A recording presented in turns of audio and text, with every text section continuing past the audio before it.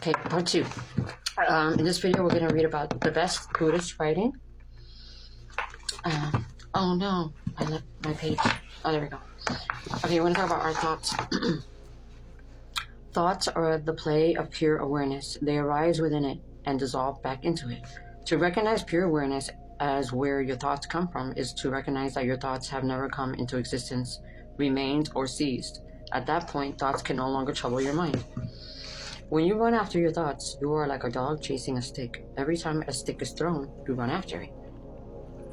But if, instead, you look at where your thoughts are coming from, you will see that each thought arises and dissolves within the space of that awareness, without engendering our other thoughts. Be like a lion who, rather than chasing after the stick, turns to face the thrower. You only throw a stick at a lion once.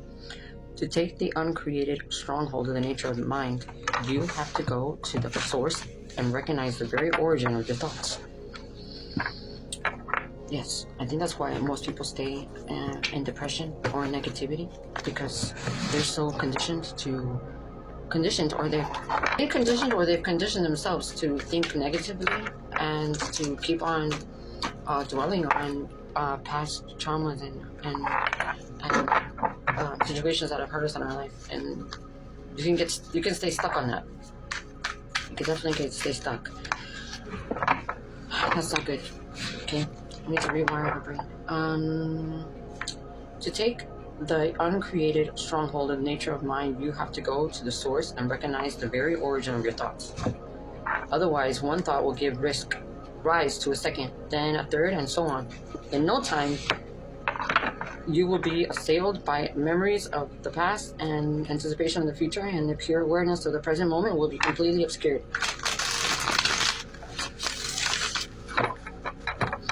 It's very hard for me. That's something I'm working on as well. It's very hard for me to stay in the moment. Like, I had trouble driving because my thoughts in my mind will go continuously, just keep. So I would have to take deep breaths to come back, and that can be very dangerous. And now that I fixed the radio in the car, I'm driving a lot better. And then it's not because I wear glasses, my vision. Maybe at night, yes, my vision. But the music is keeping me focused. I'm more aware because I'm listening to the words, or I'm singing, and I'm more in the present. Yeah. So for me, that was a big help in trying to stay in the present, because my mind continue. There's a story about a practitioner who was feeding the pigeons outside with the rice he had offered on his altar, when he suddenly remembered the numerous enemies he had before. Suddenly remembered the numerous enemies he had before devoting himself to the Dharma.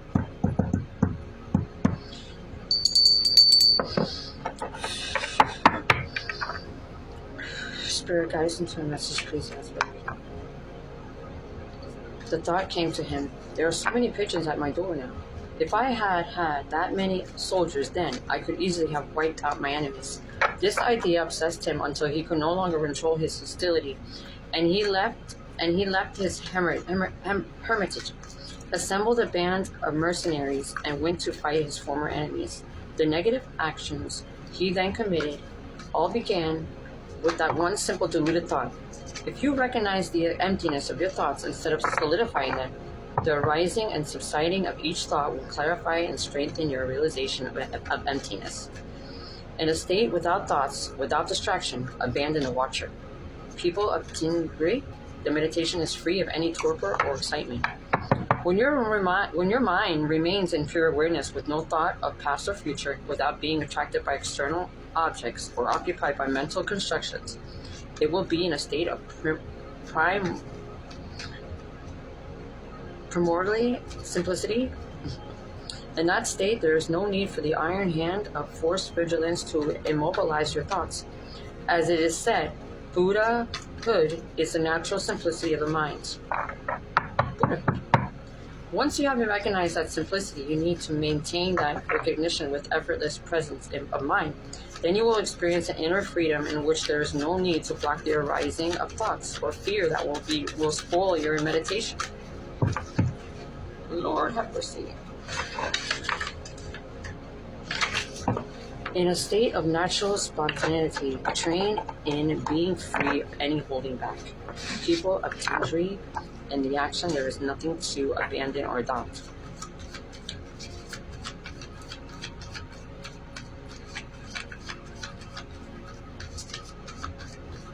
It is our own minds that lead us astray into the cycle of existence.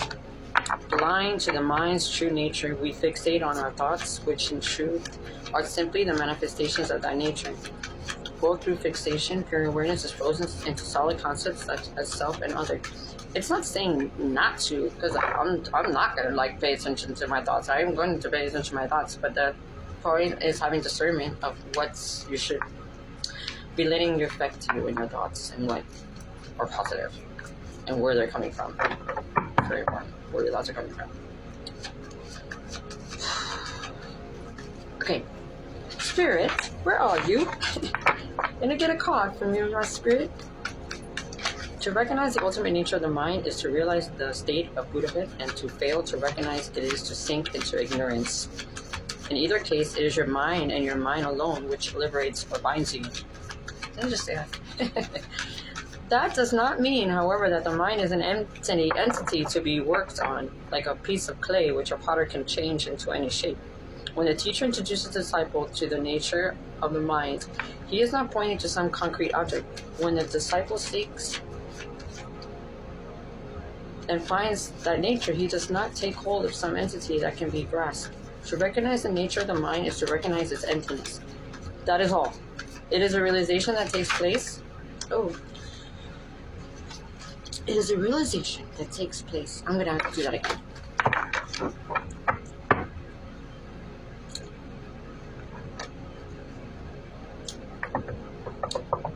To recognize the nature of the mind is to recognize its emptiness. That is all.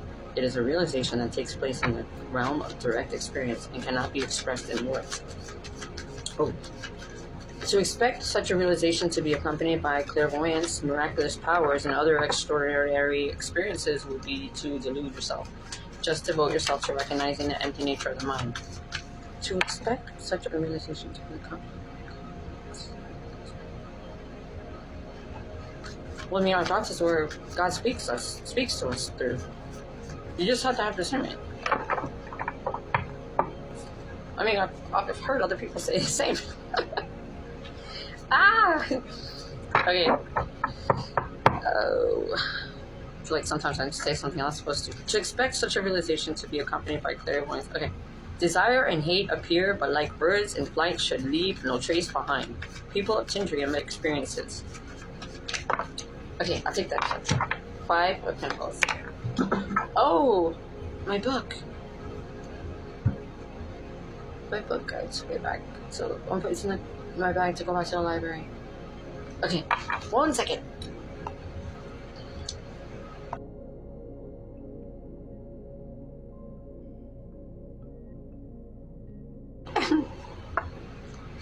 Okay, now we're rolling. Alright, so 5 of Pentacles.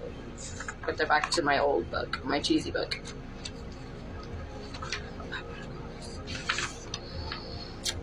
The 5 of Pentacles indicates financial worries and fear of loss or failure. It suggests both material and spiritual impoverishment. The card may presage the failure of a venture, loss of a job, or redundancy. You feel you have not lived up to your highest ambitions. Your fear of loss or failure may have led to this situation. You must reassess your behavior and regain faith in your talents and abilities. You have the capacity to work hard, rebuild your reputation, and achieve your ambitions.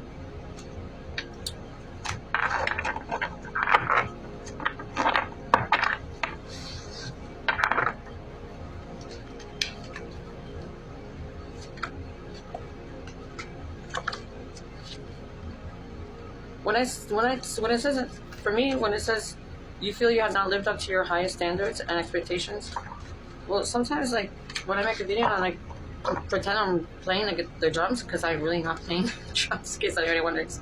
I'm probably off beat. But it's the fun of it. Like I said, why don't you just actually sit there and learn the actual song instead of pretending that you're playing it? And that takes discipline, I guess you could say. Am I recording or what? Okay, I have to go. I have to go before I make a